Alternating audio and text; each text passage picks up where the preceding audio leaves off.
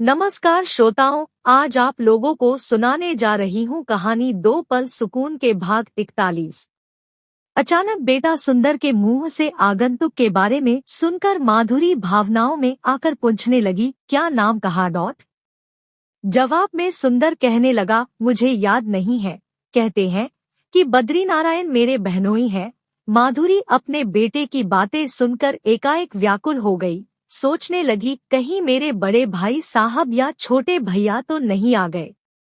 ऐसे में व्याकुलता के साथ पूछती है, और कुछ कहा? जवाब में सुंदर कहने लगा, नहीं, और तो कुछ नहीं कहा। व्याकुलता भरे लहजे में माधुरी कहने लगी, अच्छा बेटा, चल तो देखते हैं कौन आए हैं। माधुरी धीरे कदम से अंदर से चलकर इस कमरे में आ जाती है जहां प्रकाश बैठा है।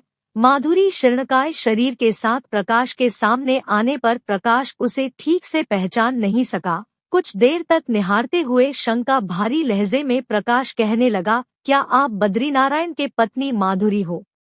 अपनी सिर हिलाकर धीरे से माधुरी कहती है, जी मैं माधुरी हूँ। ऐसे में प्रकाश कहने लगा, मैं प्रकाश हूँ। एकाएक बड़े भैया प्रकाश को देखकर भावनाओं में आकर माधुरी के आंखें भर आई। माधुरी अपने भाई साहब के पैर छूने की कोशिश करती तो प्रकाश उसे अपने सीने से लगा लिया और दोनों के आंखें भर आई। अपनी आंसू बहाती हुई माधुरी कहने लगी, भैया कितने देर कर दिए, आपको देखने के लिए मेरी आंखें तरस गई है। देखो तो कितने साल के बाद आप आए हो। अब तो सब कुछ खत्म हो गया है। ऐसे में भावनाओं में आकर अपनी आंसू पोंछते हुए प्रकाश पूछने लगा, यह सब कब हुआ, कैसे हुआ? क्योंकि माधुरी को देखकर उसे पता लग गया कि उसका पति बद्रीनारायण अब इस दुनिया में नहीं रहे। जवाब में माधुरी कहने लगी, वह तो बहुत दिन हो गए। सुंदर की तरफ दिखाते हुए माधुरी कहती है, यह सुंदर अपना ही बेटा है। सुंदर की ओर ताकते हुए कहती है, बेटा यह तुम्हारे मामा जी है, बड़े मामा प्रकाश। एक और मामा है इनसे छोटा, जिनका नाम विकास है। सुंदर की ओर इशारा करते हुए माधुरी कहती है, बेटा अपने मामा जी के पैर छूकर आशीर्वाद लें। भैया भाभी को भी बुलाकर ला कहना कि मामा जी आए हैं। सुंदर अपने मामा जी का प्यार छूकर अंदर की ओर चला गया सभी को बुलाने को, और इधर दोनों भाई बहन बातें करने लगे। दोनों भाई बहन प्रकाश और माधुरी बातें करने लगी। माधुरी कहने लगी, जब सुंदर लगभग साल भर का था हमारे यहाँ बहुत बरसात हुई थी। बरसात इतनी हुई थी कि चारों ओर बाढ़ आ गई थी। सुंदर के बापू रोज की तरह स्कूल से वापस घर लौट रहे थे। आप तो जानते हो कि रास्ते में नदी पड़ती है। लोग कह रहे थे कि उस दिन नदी कुछ ज्यादा ही उफान पर थी। नाव बीच नदी में ही पलटकर डूब गई। नाव पर 100 से ज्यादा लोग सवार थे, जिनमें से कोई भी नहीं बचा। हमारे ऊपर तो दुखों का पहाड़ टूट पड़ा। उस समय बड़ा बेटा शंकर लगभग 8 साल का था और उसके बाद सुधा, फिर नमिता और सुंदर तो मात्र साल भर का था। सुंदर के बापू के चले जाने के गम से उनके माता पिता, जो कि मेरी सास ससुर जी है, यह दोनों टूट गए और देखते ही देखते माँ जी और पीछे पीछे बाबूजी बीमार पड़ गए, और ऐसे बीमार पड़े कि साल भर भी नहीं बीता कि उन दोनों की अर्थी उठ गई। प्रकाश जहां आश्चर्यचकित होकर बातें सुनता रहा, वहीं माधुरी अपनी आंसू बहाने लगी और बीते दिनों की दुखद कहानियां सुनाती रही। इस बीच में बड़ा बेटा शंकर और बहू प्रीति आकर मामा जी के पैर छूकर प्रणाम कर गए और मामा जी के लिए जल पानी की व्यवस्था कर लाई। प्रकाश भावनात्मकता के साथ अपनों के वियोग की दुखद कहानी सुनता रहा और बीच बीच में संवेदना व्यक्त करता रहा। माधुरी कहने लगी, इसके बापू क्या चले गए, हमारे ऊपर ऐसा पहाड़ टूटा कि उनके माता पिता बेटा के वियोग के दुखों को सहन नहीं कर सके और चल बसे। बाबूजी और माँ जी के चले जाने के बाद हमारे घर में दरार आ गई। उनके जो छोटे भाई लोग हैं, सारे घर के बंटवारा पर उतर आए और तीनों भाई एक साथ कहने लगे कि हमारे खेत वगैरह के बंटवारा हो जाए। सभी लोग अपना अपना हिस्सा खुद संभाले, और कैसे संभाले वह उनके ऊपर है, मगर हमें बंटवारा चाहिए। ऐसे में हम भला क्या कर सकते हैं? बंटवारा हो गया। हमारे हिस्से में जो खेत आई है उसे हम खुद ही जोतते रहे और उसी में ही गुजारा करते रहे।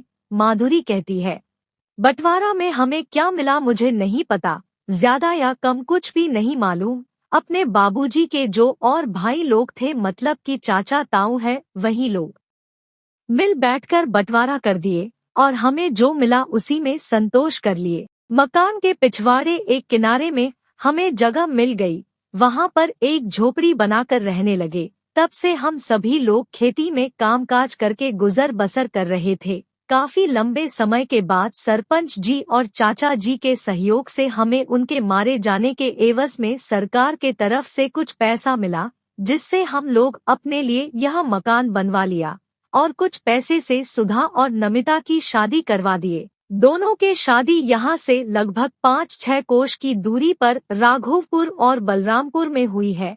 दोनों के परिवार लगभग ठीक है, हमारे जैसा है। सुधा के पति किसी फैक्ट्री में काम करता है। गांव में 8-10 बीघा जमीन है। 2 भाई है और माँ बाप है। एक बहन अभी छोटी है जिसकी शादी करवानी है। माधुरी कहती है, नमिता उसके ससुराल में छोटी बहू है। 4 भाइयों में सबसे छोटा विराज है, जो पढ़ा लिखा है, किसी दफ्तर में काम करता है। सभी लोग नमिता को बहुत आदर करते हैं। अभी 10-12 दिन पहले ही यहाँ आकर गई है। उसकी गोद में एक बच्ची है। सुधा के एक बेटा एक बेटी है। बहुत सयाना हो गई है। वह कम ही आती है, अपने परिवार के काम से समय नहीं निकाल पाती। प्रकाश तन्मयता के साथ सुनता रहा और माधुरी कहती रही, हमारा बेटा शंकर को कोई नौकरी वगैरह नहीं मिला, पढ़ा लिखा नहीं है ना, बस केवल 2-3 क्लास ठीक से स्कूल गया था, तभी तो हमारे साथ हादसा हो गया। उसके बाद 1-2 वर्ष और स्कूल में गया। उसके बीच में ही खेत वगैरह की देखभाल करता था। धीरे धीरे बिल्कुल स्कूल जाना छोड़ दिया।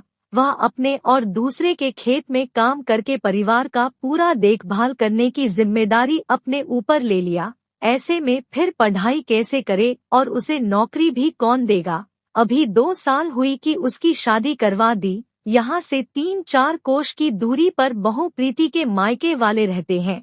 वह भी 2-4 क्लास पढ़ी है, गरीब घर से है, बिल्कुल हमारी तरह है, जैसे कि हमारे माता पिता गरीब थे। पर लड़की अच्छी मिली है, हमारी खूब सेवा करती है। बड़े दिनों के बाद माधुरी को अपनी बड़े भाई मिल गई। ऐसे में उत्सुकतावश वह एक साथ सभी कुछ कहना चाहती है। प्रकाश भी बड़े ही तन्मयता के साथ सुनता रहा। सुंदर जो शंकर से 7-8 साल का छोटा है, उसने पढ़ाई लिखाई किया है। अब तो समय भी बहुत बदल गई है। हमारे गांव में ऊंची कक्षा के स्कूल हो गई है। सुंदर यहाँ पर पढ़ाई कर लिया, 12 क्लास तक पढ़ाई किया है। अब कहता है कि शहर को जाएगा ताकि आगे की पढ़ाई कर सके। सुंदर कहता है कि शहर में जाकर नौकरी करेगा। कहता है कि शहर में रहने से रोजगार भी खूब मिल जाती है। आजकल बहुत सुविधा हो गई है। ऐसे में मैं तो शहर में ही जाकर पढ़ाई करूंगा और नौकरी करूंगा, सबका दुख दूर करूंगा। प्रकाश चुपचाप बैठकर बहन माधुरी की बात सुनता रहा और मन ही मन सोचने लगा, ठीक ही तो कहता है। शहर में पढ़ाई लिखाई की सुविधा अच्छा है, कामकाज की सुविधा भी अच्छा है। आजकल तो बहुत से सुविधा हो गई है। बहुत से प्राइवेट कंपनी आ गई है, तो सरकारी नौकरी ना भी हो, प्राइवेट कंपनी में नौकरी मिल जाती है, जो गांव में रहकर संभव नहीं है। फिर भी देखे जाएं तो गांव के लोग बहुत अच्छे हैं, बहुत खुश है।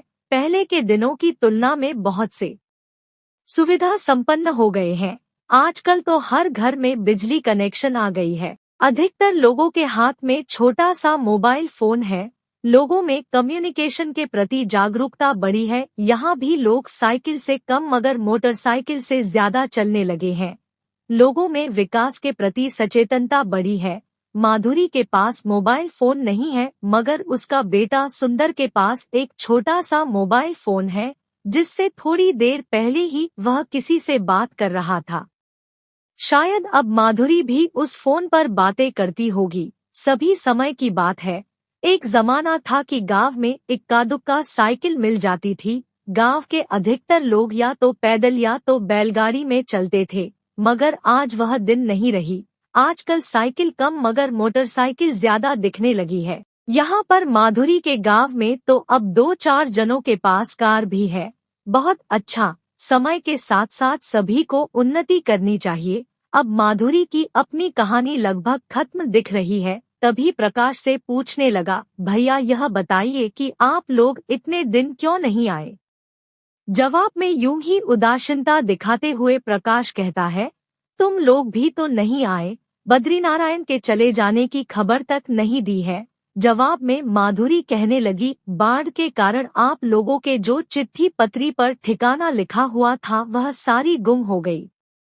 बहुत ढूंढा पर नहीं मिला। एक तो उस समय घर में सभी का मानसिक स्थिति ठीक नहीं थी, ऊपर से आप लोगों का पता गुम हो जाने के कारण हम लोग आपको खबर ना कर सकें। विकास भैया के शादी में मैं शंकर के बापू के साथ ही ना गई थी, वह चले गए तो आप लोगों के ठिकाना भी चली गई। समाप्त। कहानी के अगले भाग के लिए हमारे साथ बने रहिए।